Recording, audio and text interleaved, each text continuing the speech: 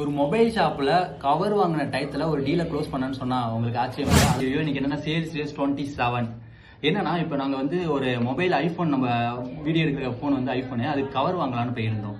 அங்க என்னன்னா அவர் வந்து நீங்க என்ன பண்றீங்கன்னு கேட்டிருந்தாரு. சார் நாங்க இதே மாதிரி டிஜிட்டல் மார்க்கெட்டிங் பண்ணி கொடுத்துட்டு இருக்கோம் சார் அப்படின்னு சார். ஆமா தம்பி நானும் ஆட் ரன் பண்றேன் தம்பி, லீடே ஏன் வர மாட்டேது அப்படின்னு கேட்டாரு. ஆனா ஒண்ணுமே வரல, எந்த ஒரு சேல்ஸ் பிச்சும் பண்ணல. அவர்கிட்ட வந்து எதனால வரலன்னு கிளாரிட்டி ஒண்டி கொடுத்திருந்தேன். கடைசியில பார்த்தா எண்ட் ஆஃப் த டே எவ்வளவுன்னு கேட்டாரு, டக்குன்னு பணத்தை எடுத்து கையில வச்சுட்டாரு. அப்பயே ஒரு டீல் க்ளோஸ் ஆயிட்டு கடைசியில பார்த்தா அவர் நான் கிளாரிட்டி எப்படின்னா நீங்க கிளாரிட்டி கொடுக்குறது அவ்வளோ ட்ரஸ்ட் வந்து நீங்க பில்ட் பண்ணும். நீங்க ட்ரஸ்ட்டை பில்ட் பண்ணிட்டீங்கன்னா கஸ்டமர்கிட்ட அவங்க ஈஸியா நீங்க என்ன பேமெண்ட் கோட் பண்றீங்களோ அதை கொடுத்துருவாங்க. நான் ஒண்ணுமே இல்ல, அந்த கிளாரிட்டி ஒண்டி தான் கொடுத்தேன். நான் என்ன கேட்டனோ அமௌண்ட் அட்வர்டைஸ்மெண்ட்டுக்கு என்ன கேட்டனோ அதை எடுத்து அந்த டைட்டில் வச்சு இதுல என்ன நோட் பண்ண வேண்டியது, அவர் நம்பரை நான் சேவ் பண்ணல, என் நம்பரும் அவர் சேவ் பண்ணல.